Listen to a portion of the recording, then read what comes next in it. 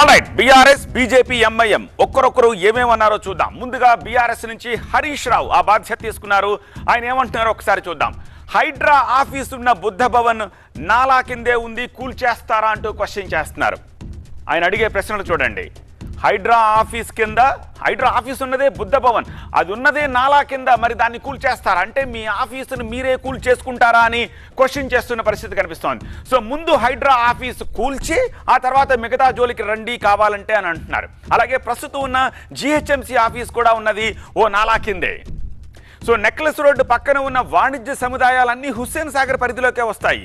So ఇదంతా కూడా chit చాట్లో హరీష్ రావు వేసిన ప్రశ్నలు. సో వీటన్నిటినీ కూల్చి అప్పుడు మీరు బయట వాళ్ళ దగ్గరికి రండి అంటున్నారు. లాజిక్ కనిపిస్తోంది, కానీ వీటికి రంగనాథ్ ఏం చెప్తారని ఇప్పుడు హైదరాబాద్ ప్రజలంతా ఆసక్తిగా గమనిస్తున్నారు. నిజంగా ఒకప్పుడు అవి నాలాల కిందే ఉన్నాయి,